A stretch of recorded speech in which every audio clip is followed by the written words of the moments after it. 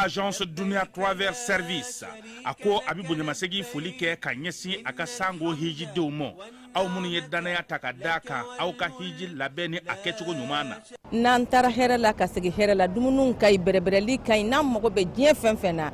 u ba bela jelen kanye donc ambu foku barkada directeur minto ma no fe no e Amadou Maïgaye ajorajo jileye baraka minante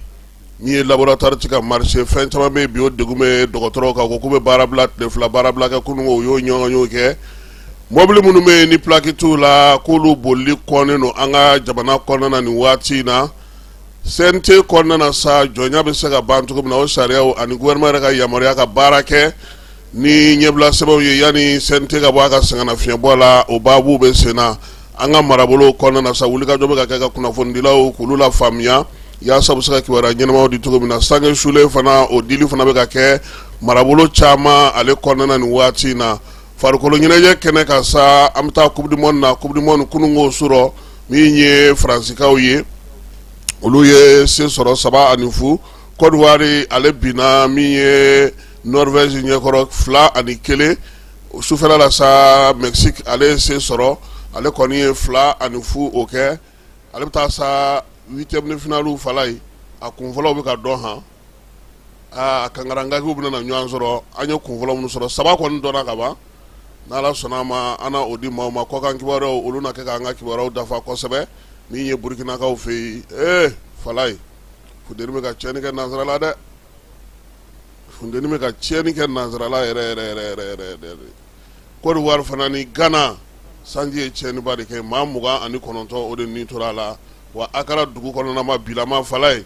fika ele kuru ika do kuru ngono de non te ji kuma laben ke uma laben ka samnya kumbe o maw sigilelo ka yoro bela jile gire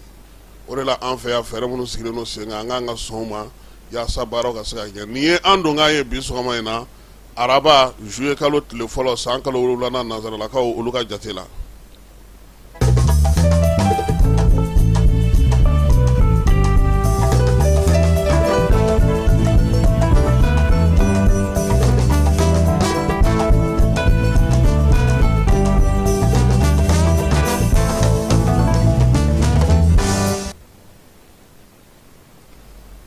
falai seko ni dongo tigila mado be ati balola bi zege bamba sinafodo ale de koko shena konoko bafana na konoko koko na tigi de bi yala ndaro jaro be niyo laje jayin togo ko bamako yin jatara bamako ya re konnana amdalay kaw fe sisako la kaw ka dula sabla abdurrahman sisako ale de jainta falai ko mashi kana sira sayanye sabula bela jele misa nga maka nga sira minye oye jamala malo odi be horon da mebe bola jurmala ni da medun tira dro ibalo kunta tuguni sogoma ina jabaru masa koye ale de tay falai itara anga doni sira o sira fe itara anga dine sira o sira fe bela jelongo waidun falai bi sogomada ina dakan ani nakan joro ani wulika jo nonte bamako yere kona falai ko chama ngera koyi ko chama nyina koyi minye manivi jon dakan on fe anga ladaula a joro ka boko sebe falai ni ye farafina bangunta ka laje mautunya labe ka yira ka foko minye Barthelemy Bogondai ko ale na ke Centrafrique jamana kuntige falai nga minye manivu butala ko bi jabaru masa ale de sagola Centrafrique bela jele kelega yerma horoyan soro Barthelemy Bogonda ale konitora srabaga accident no ye avion accident David Dako ore na ke Centrafrique jamana kuntigi foloi aw nyeref kere falala ya Otfolta no o ye Burkina Faso tokokoro falai Daniel Wenzen Kulubali ma mafale ma kanune jelimandi ale de kun sugandira Burkina kaw fɛ yɛrɛma hɔrɔnya surunyale ko ale na kɛ jamana kuntigi ye min ye ni mafalenba ye Wenzen ala nana to bana ye ale dɛsɛ falai septembre kalo tile 7 san 1958 san Morisi Yamego ale de taara kɛ jamana kuntigi san 1959 min ye Wenzen Kulubali ye anw ka duratitɛrɛ min bɛ n'a filɛ nin ye Kulubata sira la falai o tɔgɔ dalen no ale Wenzen Kulubali kelen de la ani an ka jamana ɲɛmaw an ka jamana marabakɔrɔw an ka jamana tutigɛbaw an'olu caman ye baara kɛ an yɛrɛ fɛ yan falai an ka cɛkɔrɔba n'o ye an fa ye Mamadu Konate ale de tun ye yɛrɛjɛya n'o ye ISRDA ye o ɲɛmaaba tun ye ale de ye ko bɛɛ lajɛlen Konate majigi Konate bonya Konate kodɔn Konate denmisɛnninw ladonba Konate ani denmisɛnninw fa Konate falai ISRDA président ba ale de kundo nka min ye labɛnw kɛlen ka ban yɛrɛta baaraw bɛɛ lajɛlen bɛ ka sigi sen kan kuma min ye mɛ kalo tile 11 san 1956 ale ye diɲɛ to an ye o la sa parti kɔnɔna na ɲɛjɔyɔrɔ kɛra maa min ye o ye Modibo Keita ye ko ale ka min ye Konate jɔyɔrɔ ta ani Senegal k'an bolo don ɲɔgɔn bolo ale ka taa ko bɛɛ lajɛlen ɲɛnabɔ fo kana se ani Senegal kelen k'an kɔ don Modibo kɛra parti ale ka cɛbɔ ye falai k'ale bila Mali jamana kunna maanifinw b'u ta la Jabaru Masa ale ta ye kow ye falai min ye ISRDA ye Konate ka somayɛlɛmali kɔfɛ u ko k'u ka tɔn kɔnɔna na k'u ma ti kɛ président ye tuguni président jɔyɔrɔ nin de kɛra jɔsikun ye ka bɔ pewu ISRDA sɛbɛnw na falai ka sabuya kɛ bonya ni karama ni jɔyɔrɔ ni dawula ni sanga min tun bɛ Konate la o sanga ɲɔgɔn sɔrɔbaliya o y'a to olu y'o bɔ u ka sɛbɛn na ka kɛ n'an ka jamana taacogo ye falai n'i y'an ka jamana ko ta k'o lajɛ n'i y'an ka sigidaw lajɛ n'i y'an ka maraw lajɛ u b'a fɔ o de la sa ko fɛn caman bɛ yen k'o kɛra politiki ko la falai ko caman bɛ yen o kɛra dibidibi la nka an ka maakɔrɔw ko k'an k'an da de maa ko caman ka falai fɛn caman bɛ yen k'an kana bɔ n'olu ye n bɛɛ da kan an na to o kan sabula denmisɛnnin kosɛbɛ kojugu falai i bɛ taa bɔ i tɛna kan dɛ dugu kɔnɔna na n'i ko i bɛ dugu ko bɛ ɲɛɲini i bɛ taa fɛn mɛn i man kan min mɛn o b'an ta min ye Guinée Bissau ni Cap Vert fan fɛ Amical Cabral min ye cɛma falenba ale fana kun labɛnnen don sa ni Cap Vert tun y'an ka yɛrɛma hɔrɔnya ta falai min ye Cabral ye ale de kun kan ka kɛ jamanakuntigi ye a duguma tɔgɔ o ye Abdel Jassi ye bɛɛ lajɛlen b'a dɔn k'a fɔ a tun bɛ Guinée-kaw fɛ yen yɛrɛma hɔrɔnya kɛlɛ a tun bɛ k'a kɛ a nana to la sa firitara kɛ u kan min ye janvier kalo tile 20 san 1973 u y'a fa k'a si to san 48 na min ye Cabral ye ale tɔgɔ dala nduratan dɔ la dɛ o tun b'an fɛ yan fɔlɔ ko Cabral n t'a dɔn n'i y'o mɛn an yɛrɛ fɛ yan Abdul Karim Kamara di Cabral a ye nin Cabral in de tɔgɔ ta falai a ka cɛsiri a ka timinanja a ka wulikajɔ Guinée Bissau ni Cap Vert bɛɛ lajɛlen k'a kɛ bɛrɛbɛrɛli tɔn kelen ye u tun bɛna kɛ dugu kelen ye u tun bɛna kɛ jamana kelen ye ale tun kan ka jamanakuntigi ye nka min ye Jabaru Masa ale ko ko bɛ ale de bolo falai o la sa maanifinw anw de b'a fɔ n ko karisa bɛ kɛ nin ye anw de b'a fɔ n k'an bɛ nin labɛn ka nin kɛ tan nka ko latigɛ o bɛ Jabaru Masa de bolo ni ala ko min bɛ kɛ o de ka ɲi falai an bɛ taa Libikaw fɛ yen Muammar Kadhafi min ye sɛnɛkɛla nakɔ baarakɛla dɔ muso nakɔ baarakɛla dɔ o den don min ye bagɛnna dɔ o den don falai u tun ye maa 4 de ye u badenw na ale kelen pe de tun ye cɛmanin ye n'a bɔra kalayɔrɔ a siyɔrɔ tun kɛlen don misiri kɔnɔnaw ye sabula so tun tɛ fa bolo so tɛ ba bolo u bɛ buguda dɔ la ka baara kɛ maa dɔ ye n'o ye Nasaralakaw ka du ye min ye Kadhafi ye ale ni a balimaw n'a sinjiw waati dɔ la u tun bɛ kalo 2 kalo 3 ka taa se kalo 7 ma u ɲɛ ti da fa kan u n'u ba de tun bɛ balo bugutufa dɔ kɔrɔla la nin denmisɛnnin ninnu nana wuli ten cogo la sa ka wuli ka jɔ kɛ ka cɛsiri kɛ Kadhafi kari sɔrɔsiya la falai ka na kɛ Libi président ye san 42 a y'o de kɛ Libi kunna jamanakuntigiya la Dakan a ka kɔrɔ ni jɔn ye a b'i kɔ dugukolo kɔ ka wafo waati jan Kadhafi bɛ taa tuma min 14 milliards de dollars o de tun bɛ Libi ka wagane kɔnɔ falai an fanfɛ jamana ka dɔgɔ min bɛ yen ni Kadafi min bolo no bila yɔrɔ min na n'a ma so dɔ jɔ yɔrɔ min na n'a ma fɛn dɔ kɛ yɔrɔ min na falaye jamana kuntigi min farafina n'a sera ka t'i ka bugutufa turu Élysée kɛrɛfɛ k'i da ka sunɔgɔ ka fɛrɛ Kadafi don nka a tun tɛ min kalama olu ka jamana Italie de y'a coloniser Faransi kɛrɛfɛ gɛrɛ Faransi nɔfɛ taama a kɔlɔlɔ bolila Kadafi kan wa Kadafi u ma da a kelen ma dɛ bibi na farafina kɔnɔna fɛn fɛn ye Kadafi ta ɲɔgɔnna bila i kunna falaye i ni u bɛ ɲɔgɔnna bi i n'u bɛ ɲɔgɔnna sini nin bɛɛ la Kadafi kun ma labɛn jamanakuntigiya kama a kun ma sigi n'a ye nka latigɛw o de kɛra falaye maaw ta to yen min bɛ maaw bolo a t'u bɔ n ka furu sara nka i yɛrɛ ma sa dɛ n jigi tigɛra nka i yɛrɛ ma taa dɛ n fa sara nka i yɛrɛ ma sa dɛ i cɛsiri k'i jija ko gɛlɛn ma n'i sɔrɔ n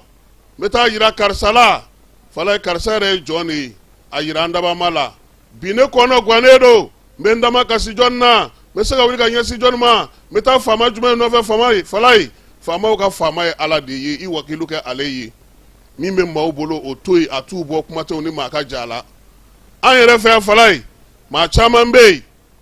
u ye sɛgɛn kɛ u ye degun kɛ u ye gɛlɛyaw sɔrɔ sese kome n'i y'a ɲininka bi k'a to samara siri la ka bɔ samara siri la ka na min ye kamiyɔnba ta Dawudabugu sirafara la falaye ka taa Côte d'Ivoire k'a bɛ kɛ banna ye a b'a fɔ ɲɛna ko est-ce que e kunkolo bɛ yen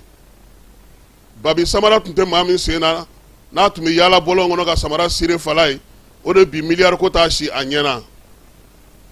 Maju Sɛnpara Bamakokaw tulo b'an na falaye woro jura don woro feere woro sigirɛti alimɛti bɔnbɔn a y'o feereli de kɛ Bamako yan fo ka taa se sɔrɔ a yɛrɛ ye Seydou Nantume i bɛ Seydou Nantume min na falaye ni kun bɛ pili kunkolo de bɔ ka don a ka babi samara la ka taa Nari Jeliba la ka taa kalan kɛ min ye Bamadu Simaga ye Segukaw fɛ yen Somatara tigi n'Ala y'a ka kalifa minɛ a la a denw bɛ k'a nɔrɔ ta bi falaye don dɔw kɛra Segu ni tun ye ɲininkali kɛ k'a fɔ Bamadu ye k'a bɛ kɛ fɛ a b'a fɔ ko est-ce que Bagolotula Garange falaye a b'a fɔ k'i kunkolo tɛ yen o de la an b'a fɔ denmisɛnw ye kana maa si kunkolo ye sumana ka ɲɛbɔ a fɛ taa ɲininka a ye nin sɔrɔ cogo di a ye mun sigi sen kan a sera ka mun kɛ i k'o miiri i k'o dɔn yanni i ka ɲɛbɔ maaw fɛ i ka wuli k'i jɔ i k'i cɛsiri i ka da i yɛrɛ la dana fɔlɔ ye da n yɛrɛ la ye falaye nka i k'i sɛmɛ jabaru masa la o bɛ ko caman ɲɛnabɔ sɔgɔmada in na nin y'an ka kado ye ka di sifuw ma falaye daga sunɔgɔ ti maa kɛ fɛn ye dɛ karisa nin bɛ karisa bolo o ti maa kɛ fɛn ye dɛ ni n taara maaw fɛ u bɛ wayidun ale bɛ maaw kungo ɲɛnabɔ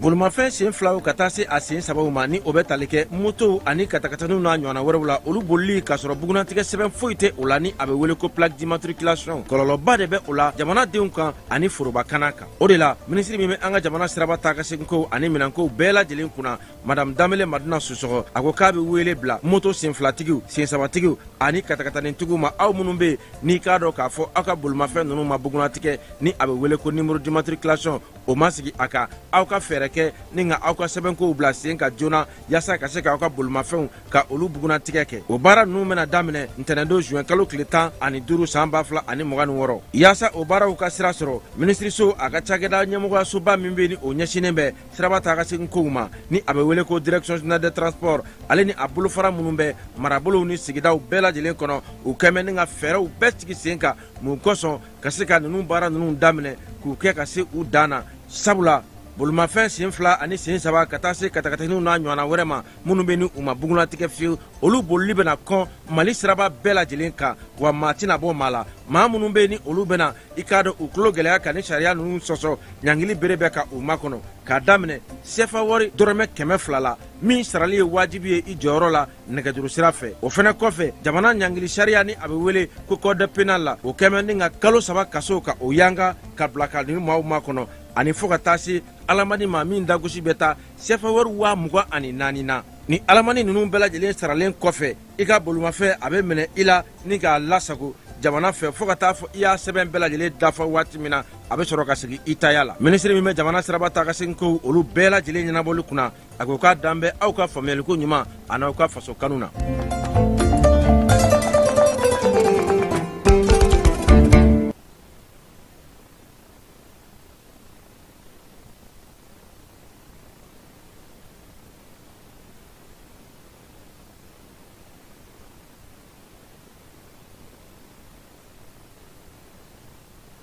Lajɛlen aw minnu b'a fɛ ka voyager k'a sɔrɔ a ma degun sɔrɔ a ka voyage kɔnɔna na compagnie de transport Somatra u y'a kanu ka na ni kari kura caman ye kari minnu dilanna norme kɔnɔna na aw ka lafiya kama a suspension wo a climatisation a siège wo n'i ye kari jɔlen ye foyi tɛ jigin kɔnɔ i bɛ se ka don a kɔnɔna na cogo min na. Somatra e ka kari, Somatra ne ka kari, Somatra anw ka kari. O hukumu kɔnɔna na kari ninnu bɛ sira ta don ko don Bamako, Segu, San, Moti, Kucala, ka taa se Sikaso ma, Keɲeba, Kita. O ma ɲina Yoro di Sahel maaw kɔ ka taa se Kolokani, Jijeni fo ka taa se Bɛnma ma. Somatra fiɲɛ foroko, Somatra ka wuli hɛrɛ la ka se hɛrɛ la. Ayiwa client fala mi taa aw ka dugu sira la bi min ye an ka cɛdenw ye u kɛlen don k'u bila u fila ni dɛbɛ la n'o ye Mali wolomasiri tabaw ye wuli ka jɔ belebele Bamakɔ ka i bɛ se ka kɛ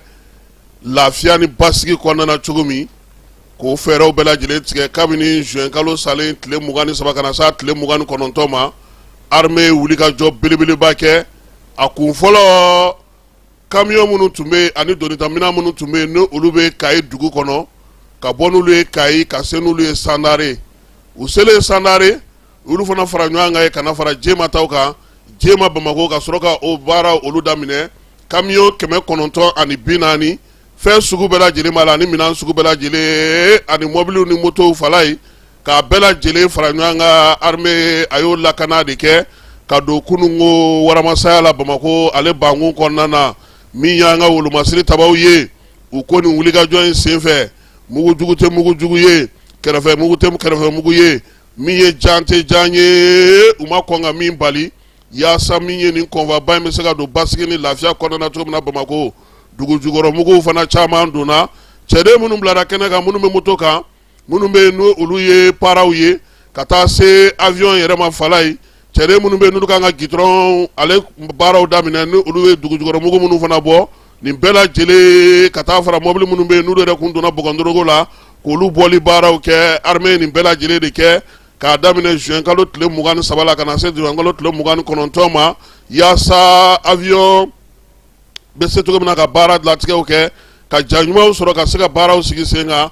jɛkulu in a maaw bɛɛ lajɛlen bɛ se ka na cogo min na Bamako k'a sɔrɔ foyi ma u sɔrɔ wa ko o baara de kɛra kunungo mɔbili minnu bɔra Kayi ka na Sandare 540 o nana fara Jema taw kan ka sɔrɔ ka taara minɛ fiyewu k'a daminɛ sa fo Bamako kɔnɔna na min ye juin kalo tile 23 ye sa ko in bɛɛ lajɛlen nana ngolo wasa ɲɔgɔn na Jemakaw fɛ yen u ka sɔrɔ ka Bamako sira minɛ sa o la min ye citernes ye olu bɛ a la donita mɔbiliw bɛ a la mɔbili minnu tun bɛ n'olu dɔw kun donnen don bɔgɔ la olu fana dɔw bɔra nka fala ye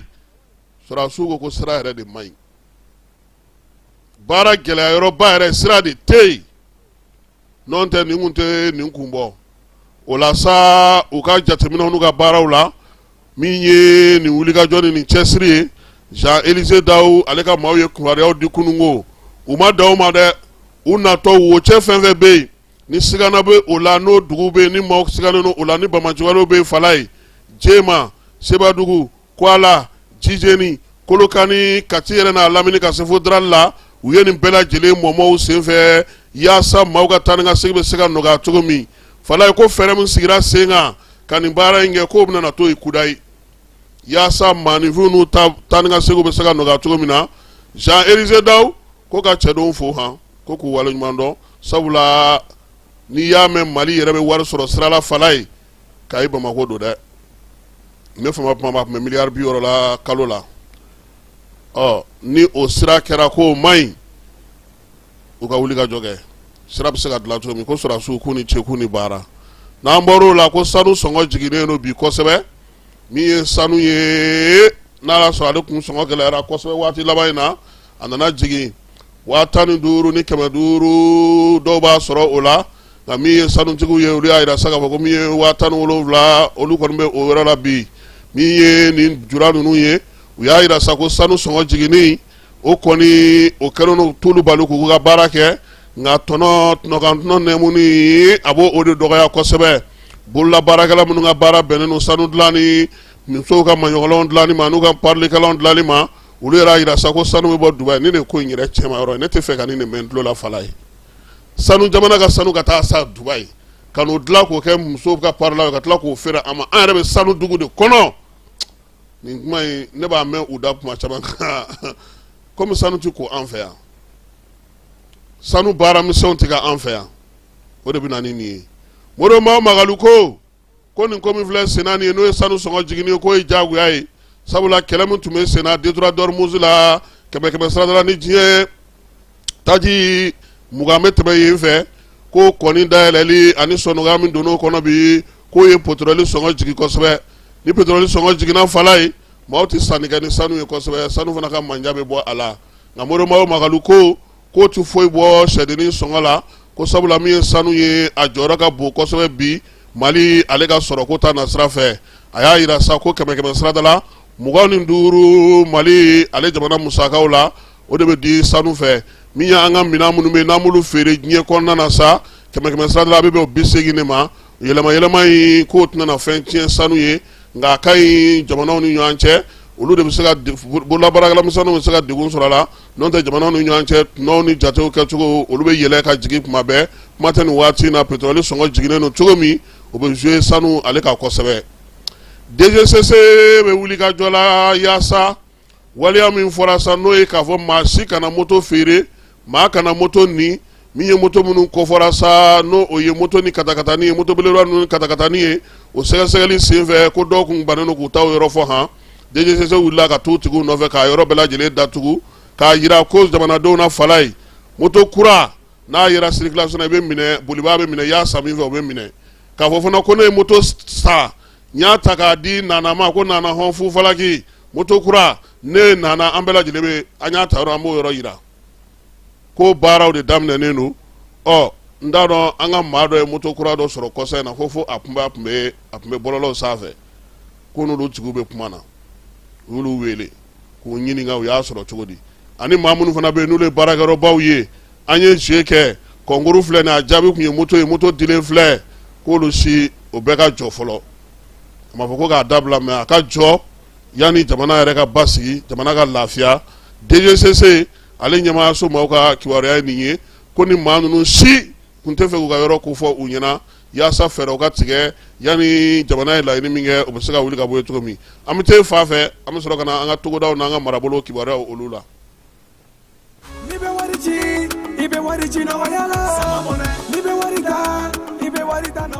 Sama mɔnɛ bi maliyɛnw jɔrɔna ko n'u hamina ko dɔn o de la sama mɔnɛ ma fɛn fara a ka wari cili musakaw kan wa a ka nɔgɔn ni Mali wari ci siraw bɛɛ ye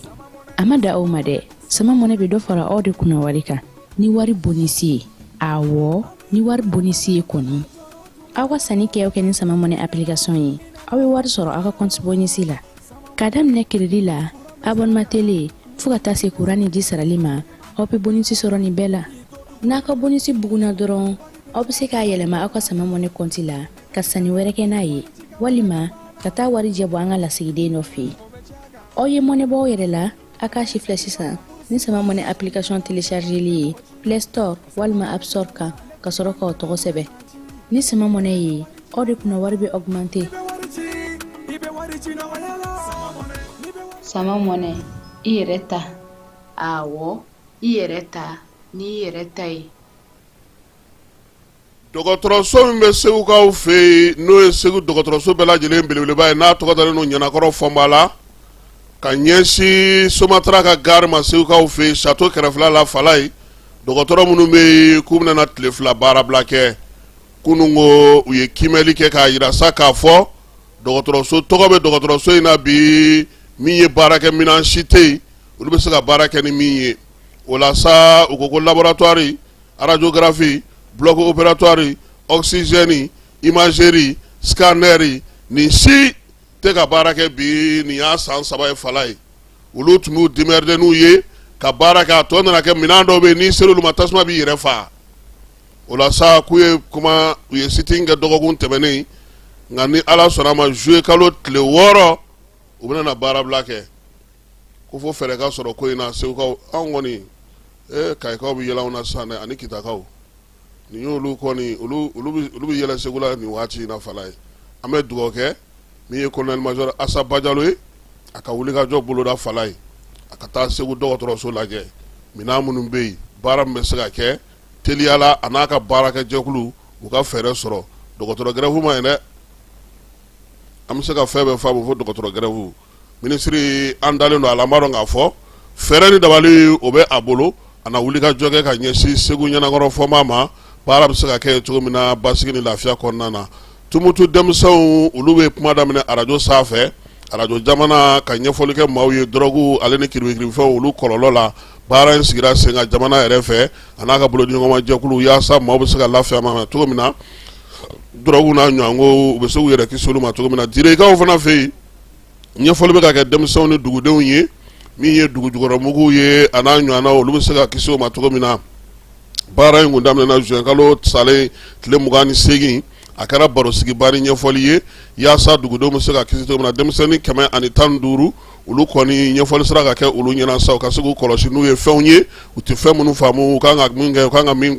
kɛ o ɲɛfɔra u ye bankas ansɔngo san ale ni yoroso sange sulen dili kɔni daminɛna olu ma jamana a n'a dɛmɛjɛkulu olu de kɔnɔ ka baara in kɛ baara in daminɛna kunungo min ye 120 ani 151 sange sulen o de kan ka tila sangaw fɛ san yɛrɛ kɔni marabolo kɔnɔna na sa kɛnɛya bolofara fɛn fɛn bɛ yen olu bɛɛ lajɛlen kan ka dɔ sɔrɔ a la nka maa 2 sange 1 a bɛna na kɛ ten yorosokaw fɛ yen gwadomusow ale ni dugu minnu bɛ yen n'o ye dugu 70 ye cercle yɛrɛ kɔnɔna na olu bɛɛ lajɛlen kan ka sɔrɔ min ye bankanse sa ba 4 ani 19 o maa olu de kɔni kan ka sɔrɔ waleya in gouvernement a n'a dɛmɛjɛkulu ka ko do sa yaasa min ye balo ni bange bɛ se ka sinsin cogo min na palibana ka se ka denmisɛnw kisi o ma gunnamukaw ye wulikajɔ kɛ sa min ye joli ale bɔrɔ 18 k'o sɔrɔ u ka wulikajɔ senfɛ min sigira sen kan juin kalo ale tile 28 dɔgɔtɔrɔso kɔnɔna gunnam min ye ni joli bɔrɔ 18 min sɔrɔlen filɛ nin ye a kɛra denmisɛnnin jɛkulu minnu bɛ sa n'olu ko sa maanifin yɛrɛ bɛ se ka balo cogo min na cɛncɛnfuga jamanaw la ale ni miiri ma olu de y'u bolo di ɲɔgɔn ma dɔgɔtɔrɔso min bɛ gunnam kɔnɔna na sa baɲumankɛw ale ni maa wɛrɛw fala ye olu taara ni sanusi ni borosɛtiw ye ka t'o d'a ma ni joli taara n bɛ sanusi den 3 dun n'o tɛ yen ne joli tɛ ta dɛ k'an joli ta ten hali bamakɔ yan ko bɛ sanusi 1 de di mɔgɔ ma ani boisson 1 an ka denmisɛnnin pɛtipɛti n'u y'a organiser ba la ko fɛn t'u bolo n ko fɛn t'aw bolo anw joli tɛ ta dɛ joli tɛ ta yɔrɔ si ni fɛn dɔ ma di ma o fala ye an bɛ dugawu kɛ ala ka joliko nɔgɔya sabula i t'a dɔn fo ni joliko dɛsɛ y'i sɔrɔ don min muso 20 kunnafonidilaw olu fana ye kalansen sɔrɔ kayikaw fɛ yen yaasa kalanso min b'a to u yɛrɛ ka se ka baara kɛ u ka kunnafonidisow kɔnɔna na jɛkulu min bɛ yen n'o sigilen don Sadu Yatara tɔgɔla maison de la presse président kɔrɔ n'o ye IDEM ye ale ni UNESCO ka bolodi ɲɔgɔnma don baara in a kɛra dɔgɔkun 1 kɔnɔna na musolakaw bɛ se ka kunnafoni ɲɛnamaw di cogo min gɛlɛya ni degun ni bamaja wale ni nijuga wale min b'an ka jamana kɔnɔ u ka se ka kunnafoni di baara kɛ o la Kayi ale kɔ sɔɔni san bɛ jigin CNT ale kɔnɔna na Bamakɔ yan.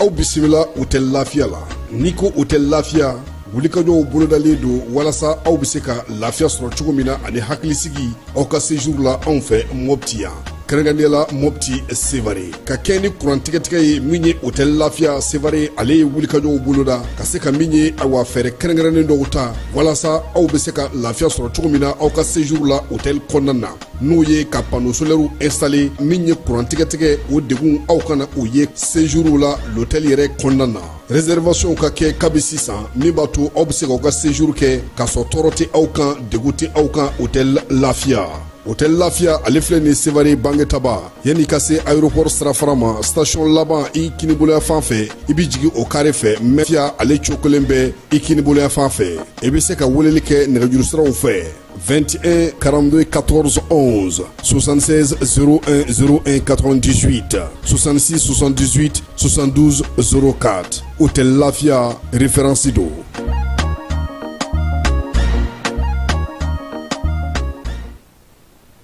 Sente ale ka baaraw kɛra kunungo ko ɲɛmaya tun bɛ maa min bolo sa o ye Ame Fune Malmadani ye fala ale fana ye magistrat ba ye an ka jamana kɔnɔ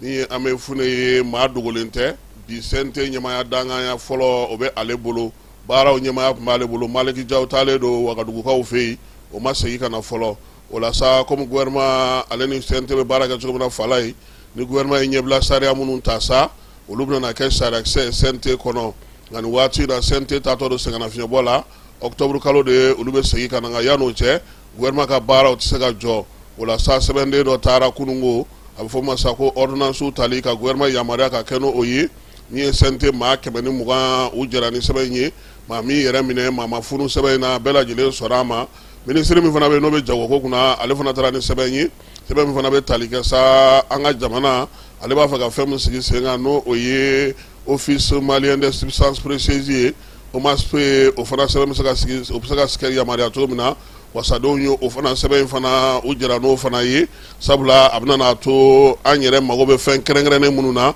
olu ta yɔrɔ n'u bila yɔrɔ jɛkulu ka sigi kɛrɛnkɛrɛnnen na jamana tɔgɔ la o baara bɛ se ka kɛ cogo min na maa 120 fana sɔnna o sɛbɛn kelen ye fala ye maa ma taa juguya la maa min yɛrɛ minɛ bɛɛ lajɛlen ko ministre ko a nana ni sɛbɛn min ye n'o ye Musa Galabu ye ko baara in kɛcogo ka ɲi sɛbɛn min n'a to sa min ye sanu ye kɛrɛnkɛrɛnnenya la ani dugujukɔrɔ nafa tɔw ka taa se sanubɔyɔrɔ minnu bɛ yen ni jabala t'olu la fala ye k'olu sigi ba hukumu dɔ kɔnɔna na min y'an ka sɔrɔ kow ye fana ka olu don bɛrɛ la jamana ka yɛrɛma hɔrɔnya ka sinsin sɔrɔ nafolo caman fɛ ale ni baara kɛcogo baara nabolo fana caman fɛ Sente a ye fɛɛrɛ wɛrɛ fana sigi sen kan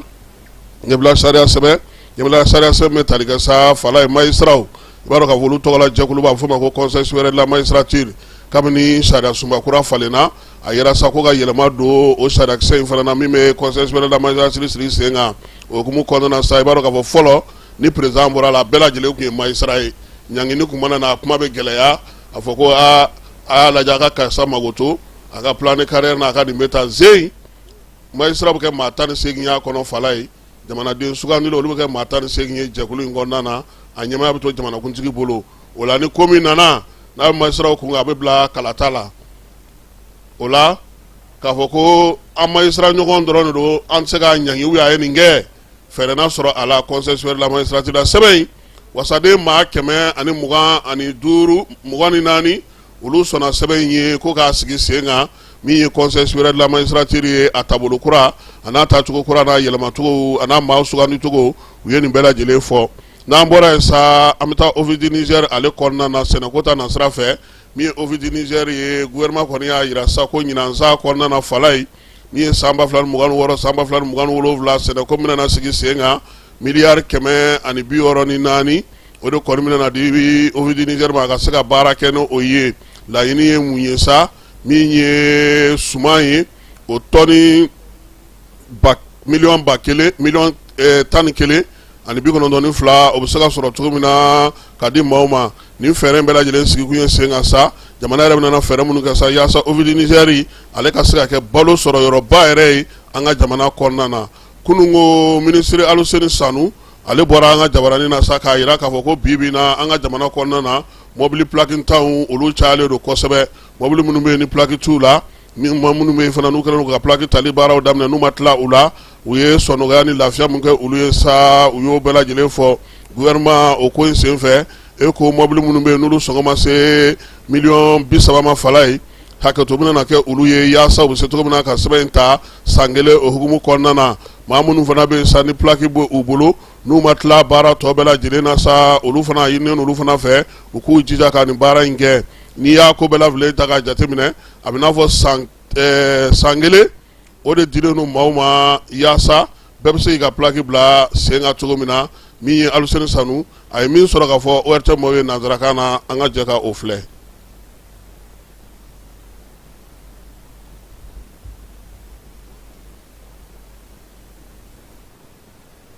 une mesure forte dictée par un impératif sécuritaire absolu. Sur le terrain, les véhicules sans plaque d'immatriculation représentent un danger réel car ils empêchent toute identification. Comme vous le savez, les véhicules sans plaque sont souvent utilisés par des terroristes pour pouvoir faire des forfaits et on ne peut pas savoir à qui appartiennent ces véhicules. Pour pouvoir mettre fin à ça, le gouvernement a décidé donc de prendre des mesures pour interdire définitivement la circulation des véhicules qui n'ont pas de plaque.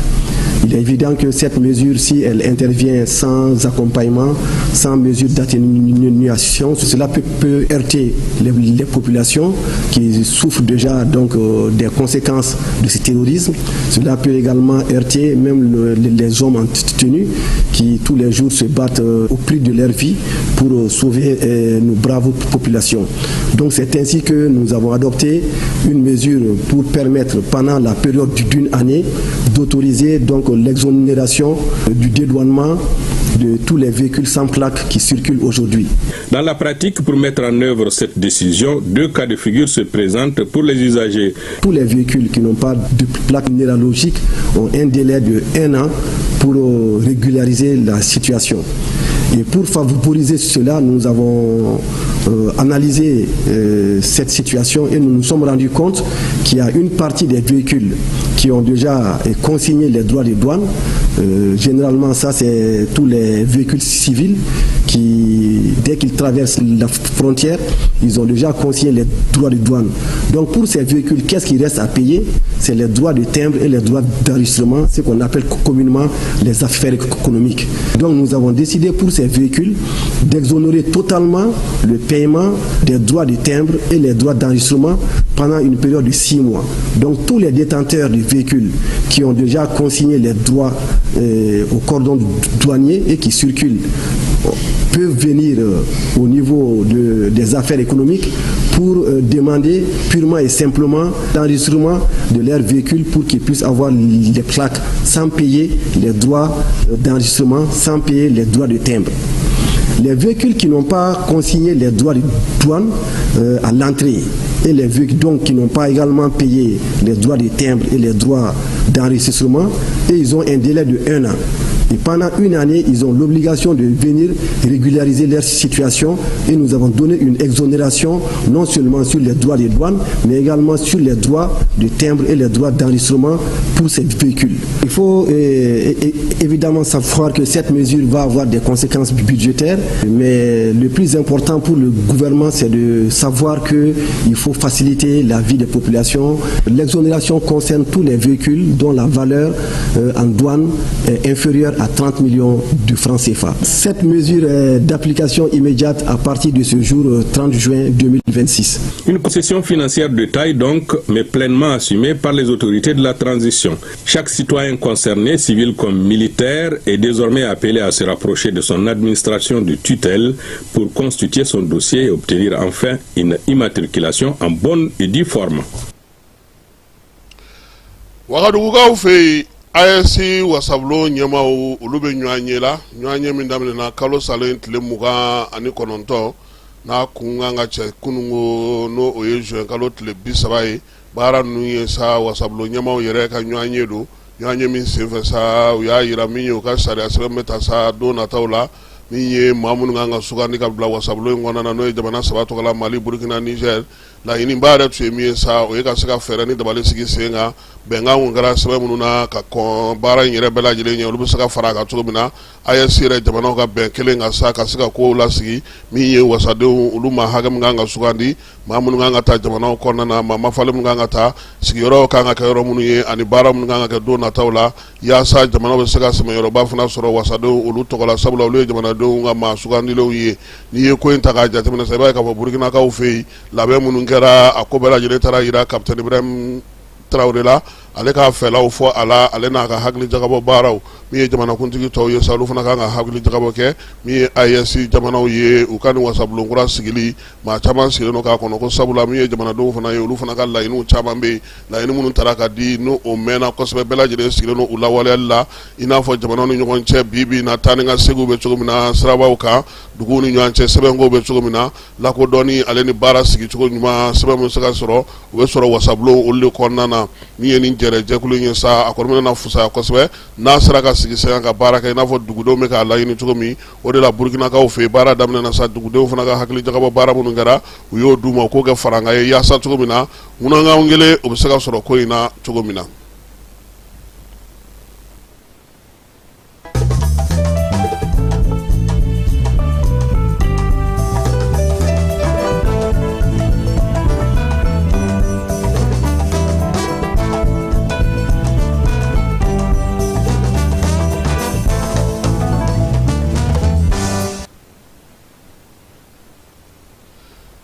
Senegalikaw fɛ baro sigi min tun kan ka kɛ wasabulon kɔnɔna na n'o bɛ tali kɛ jamana yɛrɛ ka yɛlɛmaba minnu bɛ se ka kɛ jamanakuntigi ka hakɛ ko la sa a yɛrɛla k'a fɔ ko senfɛ min ye fanga Guaradabaw ka député n'o ye Abdou Mboyi ye Abdou Mboyi ale ye kuma ta fanganinfin na kolobilen k'a yira bɛɛ lajɛlen na sa k'a yira k'a fɔ min ye Ousmane Sonko o ye maa ye maa min ni ale dalen tɛ o la bi a ka sugandili o ma bɛn ale ma fanga siramatɔ maa in y'a yira sa k'a fɔ ko fɛn fɛn bɛ n'o musaka donna jamana kɔnɔna na ka kɛ Ousmane Sonko ka premier ministre ye k'u ka o kimɛli baaraw kɛ a y'a yira sa ko premier ministre kɔrɔ k'a tɛ se ka yɛrɛ bila sariya sanfɛ ka bɔ yɔrɔ dɔ la ka n'i yɛrɛ sɔrɔ yɔrɔ dɔ la ko fo ka sigi sen kan min ye Abdou Ndoye ye musow de nana sa ko f'u k'a cɛ ka bɔ yen jagoyanifin na a tɔ laban nana kɛ min ye min ye sɔrɔsilakaw ye olu de nana wasaden ale ta a yɛrɛ dun y'a yira sa k'a fɔ ko ale n'a bɔra wasabulon kɔnɔ yamaruya tɛ se ka kɛ cogoya si la finitigilakaw ka maga ale la tuguni k'o ye ale fana ka sariya ye ka kɛ n'u ka jamana ta ye Ginekaw fɛ yen maa 5,225 faso ka baarakɛlaw la ko min ye olu kɔni a fɔra olu ɲɛna sa k'olu ka baara bila pewu 4,906 olu yɛrɛ tun ye baara bila u yɛrɛ ye 219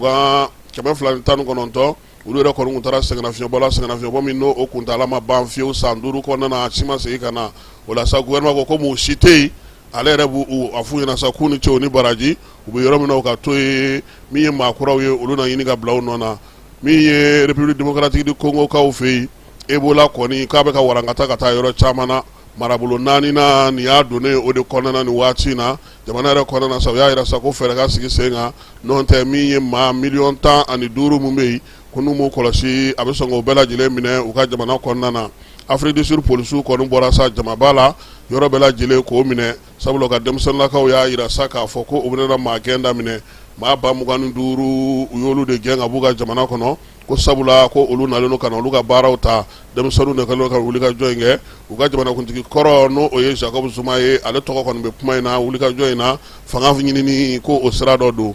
Total Energy Faransiskaw fɛ yen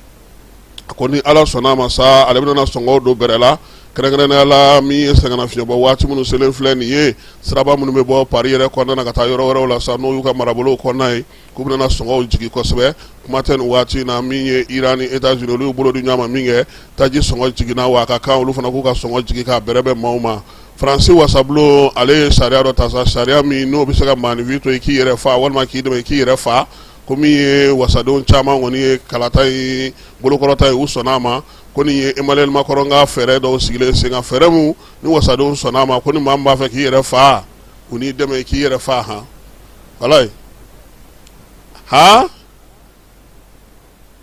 ne ye musokɔrɔbanin dɔ ye don dɔ la a y'a ka denbaya bɛ fara ɲɔgɔn kan ko sini ko ale b'a yɛrɛ fa u taara n'a a fara a kan ka fini minnu don a kan ka fɛn minnu kɛ fɛn minnu kan ka k'a kɛrɛfɛ u taara u bɛɛ lajɛlen san ɲɔgɔn fɛ a n'a denkɛ kɔrɔba dugu jɛlen fajirida fɛ musokɔrɔbanin yɛrɛ tununa maa si maa ye ne ko nin da in bɔra fiyewu saya ni maa ti fila yɛrɛ fala ye Espagne min ye maa 1,000,000 ɲɔgɔn ko minnu bɛ yen ni sɛbɛnko gɛlɛya bɛ olu la olu wulilen don k'u jɔ bi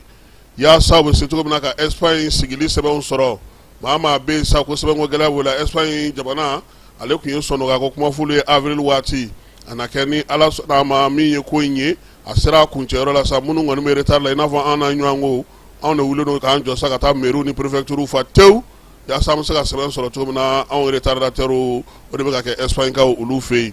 Iran ale jamana bɛ k'i labɛn fala ye min ye janaja belebele k'o labɛn ka kɛ n'u ka jamana gidiba in ye n'o ye komini ye u y'a yira sa k'a fɔ ko min ye baara in ye a bɛna kɛ dɔgɔkun 1 kuru kara bɛɛ lajɛlen kɔnɔna na yaasa cogo min bɛɛ lajɛlen bɛ se ka na tasibila kɛ cɛkɔrɔba in ye sabula maa min do ale kɔni ti ko fɔ maa ye tuguni Iran ale ka baaraw la a n'a ka wulikajɔ n'a ka cɛsiriw olu la. Venezuelakaw fɛ États-Unis bɛ ka dɛmɛ bila ka taa cogo a bɛ ka dɛmɛ bila ka taa ten yaasa maa minnu bɛ yen ni halisa olu bɛ dugu jukɔrɔlaw la olu bɛ se ka bɔ cogo min tile 5 wulikajɔ in kɔfɛ sa a yira k'a fɔ ko maa 1,700 ale ni 19 o de fatura dugukolo yɛrɛ 2 ye ale bɛɛ lajɛlen senfɛ farafinna yaasa an fanfɛ bolo fɛ ko ji kɔni dulonlen don Côte d'Ivoire ale faaba ale ni Ghana faaba Accra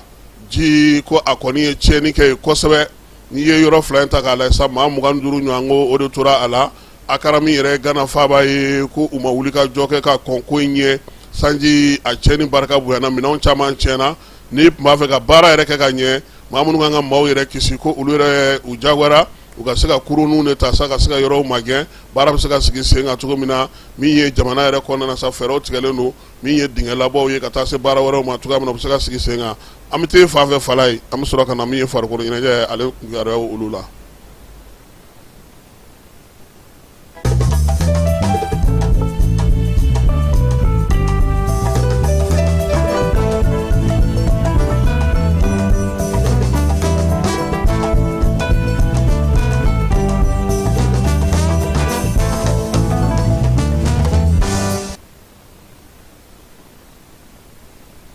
Maroc dege karamɔgɔ ale ye foli ta ka ɲɛsin Marocains ma u ka muɲu n'u ka sabali an'u ka dɛmɛ bɛɛ lajɛlen na Maroc ale sera ka semi sɔrɔ sa ka taa 8e de finale o bangu ka nin ye n'u ye Pays-Bas ale bɔ ndolanci na ngɔyin senfɛ n'o ye penalty tan ye 3-2 min ye Maroc fana denmisɛnninlaka caman fala ye ja o kun ye Issa Diop in nɛni k'a kana ta équipe nationale la a bɛɛ lajɛlen bɔlɔlɔ sira fɛ u bɛ ka yafa deli kamalen fɛ bi k'u ka a ka yafa u ma wa olu kun ye min fɔ u kun b'a dɔn ko min don ko ja k'a bɛ se ko la ni ko ma kɛ ko tɛ dɔn 16e de finale ale bɛ senna fala ye kunun ko Norvège ale ye anw bati 2-1 min ye Côte d'Ivoire kɔni ye u ka pɛtipɛtini n'o o ye Ahmed ye ale yɛrɛ donna ndolanci na k'a sɔrɔ a daminɛna fala ye maa t'a dɔn kun min na entraîneur y'a bila kɛrɛfɛ nka a ja n'a garisɛgɛ kun sigilen don ale nana ka na cɛlu dasi wa min ye tiri laban ɲɛnɛma min taara ni gardien y'a furakɛ an t'a n'a tɛgɛ ka bɔ min ye Ahmed Diallo ye ale de fana y'o kɛ Antonio Moussa ale kɔni kun ye min ye Norvège ka cɛlu o dayɛlɛ sanga 39 na min ye sɛgɛnnafiɲɛbɔ kɔfɛ sa Ahmed ale nana ka na a ji bɔ sanga 74 na Erling Haaland nin kɔni kɛra Benzema ye a m'a tan a m'a ɲini a nana gosi a sen kun sanga 86 na ka t'i da cɛlu kɔnɔna na 2-1 ka taa min ye Norvège ale kanu na sufɛla la sa Faransi ale ye laada la tile fala ye min ye Suède ye 3-0 a y'o k'o la Kylian Mbappé a fana sera 60 ma sa sabula surɔ a ye 2 do ka fara a ka 4 kan Barclay Barcola o fana ye cɛlu 1 dasi Faransi ale bɛ taa 8e de finale la min ye ndolantan 3nan ye ni o kɛra ndolantan gɛlɛmanba ye fɔlɔ sanga fɔlɔ la fala ye nka Mexique ale taara ka se sɔrɔ sanga 2nan na 2-0 ka taa Équateur ale juguyara la Stade Azteca a kɛra o kɔnɔna na Mexicains olu fɛ yen bi sa n'o ye Juillet kalo tile fɔlɔ ye ndolantan 3 minnu bɛ yen o de ye nin ye nɛgɛ kanɲɛ 16 an bɛ bolola tuguni ne fala ye Angleterre ani RD Congo o bɛ kɛ Atlantakaw olu fɛ yen Belgique o ni Sénégal nɛgɛ kanɲɛ 20 o bɛ kɛ Stade États-Unis kaw fɛ yen min ye États-Unis yɛrɛ ni Bosnie Herzégovine fala ye nin de y'aw ka Coupe du Monde yɛrɛ kabakoma yɔrɔ u t'a ta fo San Francisco o ka surun kosɛbɛ Mexique la dɛ e tɛ San Francisco dɔn de États-Unis jamana min don ale kɔni ye dancɛ de ye Bosnie Herzégovine États-Unis nɛgɛ kanɲɛ 10 o bɛ kɛ o la bi sisan sa ndolantan minnu kɛra fala ye o y'a to 8e de finale dɔw olu tan don ka dɔn Brésil Norvège o ye Juillet kalo in o y'o tile 5 o bɛ kɛ New Yorkkaw fɛ yen Paraguay Faransi o ye Juillet kalo tile 4 ye Philadelphie kaw fɛ yen Canada Maroc o ye Juillet kalo tile 4 o bɛ kɛ Houston kaw fɛ yen ni kɔni b'a jira sa k'a fɔ ko sɔɔni min ye 8e de finale ale fana programme tɔ bɛɛ lajɛlen na dɔn ka kɛ ni dugu minnu kan ka ndolantan kɛ olu ye Côte d'Ivoire e ko olu ka yɔrɔ la maa 2 ma walan sɛmɛden entraîneur yi n'o ye Pays-Bas entraîneur Ronald Koeman k'ale bɛ walan sɛmɛ ko sabula ale furumuso man kɛnɛ ale bɛ to kɛrɛfɛ balontan dusukasi a barika ka bɔ ale ma ni ye koyema ni ye a ye nin kuma min fɔ nin sa ko cancer bana de b'a muso la a ka dangan fana o fana y'a yira sa k'a fɔ ale ni koyema de bɛ ɲɔgɔn faamu ni koyema tɛ yen ale fana bɛ wala sɛmɛ fan wɛrɛ fana fɛ min ye Miroslav Kobe ye ale fana y'a yira sa k'a fɔ ko ale ni Tchèques ta fala ye ko nin y'o bannen pewu ale fana y'i sen bɔ Tchèques ka se ka bɔ groupe kɔnɔna na Coupe du Monde yɛrɛ la sa balanaba min kɛra o de ye Paraguay ale ka Allemagne o gosi ka o bɔ yen pewu fala ye nka Almankaw u kɛlen ka wuli ka jɔ kɛ bi k'u ka celu dɔ bɛ yen k'o dasira ka don ko min ye namara foyi tɛ a la u ka kalamani naani ko ale ye celu filanan sɔrɔ koyi nka min ye Paraguay ye o dugu yɛrɛ kɔnɔna na sa olu kɔni ye baara de bila pewu koyi u kɛlen ka se sɔrɔ kunun na sini ko ayi kabulu Allemagne dasi baara tɛ ka kɛ yen dugu jɔra kaki min y'u ka dege karamɔgɔ ye u ye yiri maani dɔ dilan ale ye k'a tɔgɔ donnen de filɛ nin tariku la nin ye sabula a ye min kɛ nin ye u famana ka nin ɲɔgɔnna o sɔrɔ Erling Haaland a fana ka cɛludasi fala ye a na kɛ diɲɛ cɛludasilaw ka minnu bɛ yen sa n'o olu ye Lionel Messi ni Cristiano ye a kuru olu la hakɛ dɔ la hakɛ min bɛ yen n'o o ye ndolantan 53 a fana ye o sɔrɔ min ye 60 a ye o de don diɲɛ kɔnɔ balontan olu la ko maa min don a fana na jate belebelew fɛ don nataw kɔnɔna ka kɛ n'a ka kununko bi o doni ye nin bɛ dan sigi sɔgɔmada in na kunnafoni na kunnafoni min dira ma Ana Jara Falaye Keyita Kassim Traoré a k'an bɛn waati wɛrɛ. Dugutigi ni wari dafara e passe d'a kan ka sira di ne ma. Sunkalo e kunkolo a tɛ yen dugu wari ko o d'i ma fo dugu ani dugu ko wari t'a de. O kɔni kuma t'a la sa e ka sama mɔnɛ to yen i yɛrɛ ta. Sita Sidi ka numéro filɛ nin wari ci.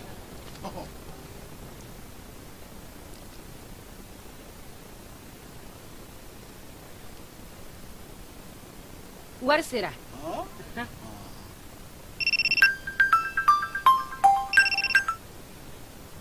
Allo i ye wari sɔrɔ o ɲɛna tiɲɛ yɛrɛ la ko ni sama bɛ maa min ɲɛ ko nkomi t'i gosi. Ngonga sama mɔnɛ i yɛrɛ ta a sɔngɔ ka nɔgɔn ni Mali wari ci sira bɛɛ ye dépôt ye fu ye wari bɛ ci fu ni application ye wa bɔsara ye musaka fitinin ye sama mɔnɛ ji ni courant bɛ sara n'a ye créditw bɛ ta n'a ye sanni feere bɛ kɛ n'a ye sama mɔnɛ nin y'anw maliyɛnw ta ye a y'a si filɛ ka nkalon bɔ n da.